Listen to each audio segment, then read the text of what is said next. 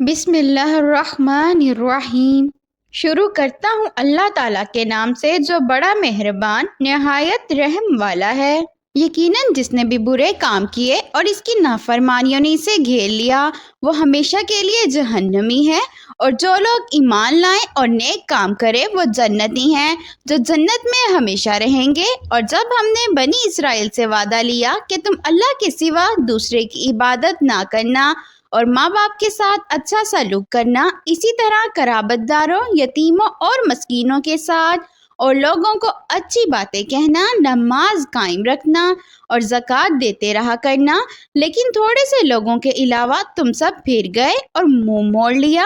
اور جب ہم نے تم سے وعدہ لیا کہ آپس میں خون نہ بہانا، قتل نہ کرنا اور آپس والوں کو جلا وطن مت کرنا، تم نے اقرار کیا اور تم اس کے شاہد بنے، لیکن پھر بھی تم نے آپس میں قتل کیا اور آپس کے ایک فرقے کو جلا وطن بھی کیا اور گناہ اور زیادتی کے کاموں میں ان کے خلاف دوسری کی طرفداری کی۔ ہاں، جب وہ قیدی ہو کر تمہارے پاس آئے تو تم نے ان کے فدیے دیے، لیکن ان کا نکالنا جو تم پر حرام تھا اس کا کچھ خیال نہ کیا۔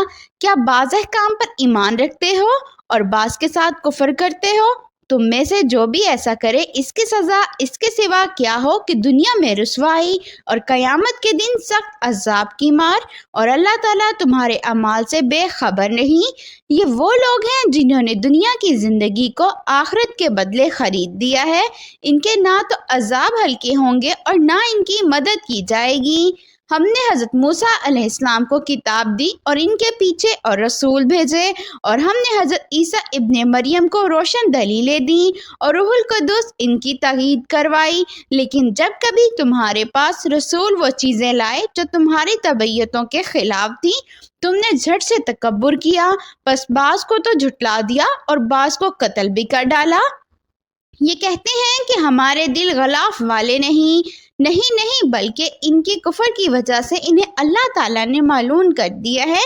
ان کا ایمان بہت ہی تھوڑا ہے، اور ان کے پاس جب اللہ تعالیٰ کی کتاب اور ان کی کتاب کو سچا کرنے والی آئی، حالانکہ پہلے یہ خود اس کے ذریعے کافروں پر فتح چاہتے تھے، تو باوجود جانے اور باوجود پہچان لینے کے پھر کفر کرنے لگے۔ اللہ تعالیٰ کی لعنت ہو کافروں پر۔ بہت بری ہے وہ چیز جس کے بدلے انہوں نے اپنے آپ کو بیچ ڈالا، وہ ان کا کفر کرنا ہے۔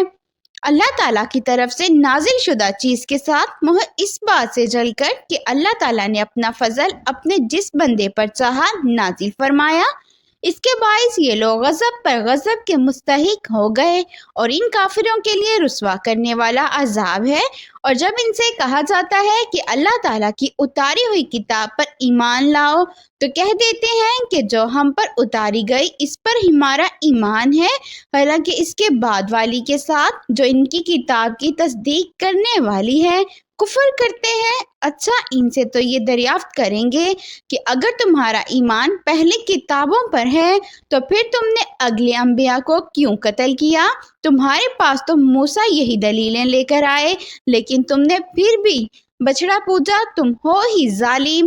جب ہم نے تم سے وعدہ لیا اور تم پر طور کو کھڑا کر دیا اور کہہ دیا کہ ہماری دی ہوئی چیز کو مضبوط تھامو اور سنو، تو انہوں نے کہا ہم نے سنا اور نافرمانی کی۔ ان کے دلوں میں بچڑے کی محبت گویا پال دی گئی۔ بس سبب ان کے کفر کے ان سے کہہ دیجئے کہ تمہارا ایمان تمہیں برا حکم دے رہا ہے اگر تم مومن ہو۔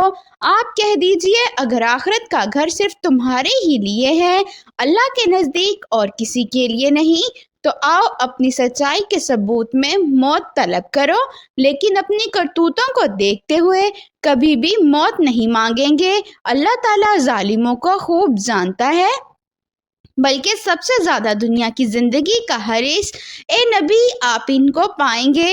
یہ حرص زندگی میں مشرکوں سے بھی زیادہ ہے۔ ان میں سے تو ہر شخص 1000 سال کی عمر چاہتا ہے، گویا یہ عمر دیا جانا بھی انہیں عذاب سے نہیں چھڑا سکتا۔ اللہ تعالیٰ ان کے کاموں کو بخوبی دیکھ رہا ہے۔ اے نبی آپ کہہ دیجئے کہ جو جبرائیل کا دشمن ہو، جس نے آپ کے دل پر پیغام باری تعالیٰ اتارا ہے، جو پیغام ان کے پاس کی کتاب کی تصدیق کرنے والا اور مومنوں کو ہدایت اور خوشخبری دینے والا ہے، تو اللہ بھی اس کا دشمن ہے۔ جو شخص اللہ کا اور اس کے فرشتوں اور اس کے رسولوں کا اور جبرائیل اور میکائیل کا دشمن ہو، ایسے کافروں کا دشمن خود اللہ ہے۔ اور یقیناً ہم نے آپ کی طرف روشن دلیلیں بھیجی ہیں جن کا انکار سوائے بدکاروں کے کوئی نہیں کرتا۔ یہ لوگ جب کبھی کوئی عہد کرتے ہیں تو ایک جماعت اسے توڑ دیتی ہے، بلکہ ان میں سے اکثر ایمان سے خالی ہیں۔ جب کبھی ان کے پاس اللہ کا کوئی رسول ان کی کتاب کی تصدیق کرنے والا آیا، ان اہل کتاب کے ایک فرقے نے اللہ کی کتاب کو اس طرح پیٹھ پیچھے ڈال دیا وہ جانتے ہی نہ تھے، اور اس چیز کے پیچھے لگ گئے جسے شیاطین حضرت سلیمان کی حکومت میں پڑھتے تھے۔ سلیمان نے تو کفر نہ کیا تھا، بلکہ یہ کفر شیطانوں کا تھا۔ وہ لوگوں کو جادو سکھایا کرتے تھے، اور بابل میں ہاروت ماروت 2 فرشتوں پر جو اتارا گیا تھا، وہ دونوں بھی کسی شخص کو اس وقت تک نہیں سکھاتے تھے جب تک یہ نہ کہہ دیں کہ ہم تو ایک آزمائش ہیں، تو کفر نہ کر۔ پھر لوگ ان سے وہ سیکھتے جس سے خامد بیوی میں جدائی ڈال دیں، اور دراصل وہ بغیر اللہ تعالیٰ کی مرضی کے کسی کو کوئی نقصان نہیں پہنچا سکتے۔ یہ لوگ وہ سیکھتے ہیں جو انہیں نقصان پہنچائے اور نفع نہ پہنچا سکے، اور وہ بایقین جانتے ہیں کہ اس کے لیے ان کے لیے آخرت میں کوئی حصہ نہیں، اور وہ بدترین چیز ہے جس کے بدلے وہ اپنے آپ کو فروخت کر رہے ہیں۔ کاش کہ جانتے ہوتے۔ اگر یہ لوگ صاحب ایمان متقی بن جاتے تو اللہ تعالیٰ کی طرف سے بہترین ثواب انہیں ملتا۔ اگر یہ جانتے ہوتے۔ اے ایمان والو، تم نبی صلی اللہ علیہ وسلم کو رعنا نہ کہا کرو بلکہ انظرنا کہو، یعنی ہماری طرف دیکھیے اور سنتے رہا کرو۔ اور کافروں کے لیے دردناک عذاب ہے۔ نہ تو اہل کتاب کے کافر اور نہ مشرکین چاہتے ہیں کہ تم پر تمہارے رب کی کوئی بھلائی نازل ہو۔ ان کے لیے اس حسد سے کیا ہوا؟ اللہ تعالیٰ جسے چاہے اپنی رحمت خصوصیت عطا فرمائے۔ اللہ تعالیٰ بڑے فضل والا ہے۔ جس آیت کو ہم منسوخ کر دیں یا بھلا دیں، اس سے بہتر یا اس جیسی اور لاتے ہیں۔ کیا تو نہیں جانتے کہ اللہ تعالیٰ ہر چیز پر قادر ہے؟ کیا تجھے علم نہیں کہ زمین اور آسمان کا مالک اللہ ہی کے لیے ہے، اور اللہ کے سوا تمہارا کوئی ولی اور مددگار نہیں؟ کیا تم اپنے رسول سے یہی پوچھنا چاہتے ہو جو اس سے پہلے موسیٰ علیہ السلام سے پوچھا گیا تھا؟ سنو، ایمان کو کفر سے بدلنے والے سیدھی راہ سے بھٹک جاتا ہے۔ ان اہل کتاب کی اکثر لوگ باوجود حق واضح ہو جانے کے محض حسد و بغض کی بنا پر تمہیں بھی ایمان سے ہٹا دینا چاہتے ہیں۔ تم بھی معاف کرو اور چھوڑو یہاں تک کہ اللہ تعالیٰ اپنا حکم لائے۔ یقیناً اللہ تعالیٰ ہر چیز پر قدرت رکھتا ہے۔ تم نماز قائم کرو، زکوٰۃ دیتے رہا کرو، اور جو کچھ بھلائی تم اپنے لیے آگے بھیجو گے سب کچھ اللہ کے پاس پالو گے۔ بے شک اللہ تعالیٰ تمہارے اعمال کو خوب دیکھ رہا ہے۔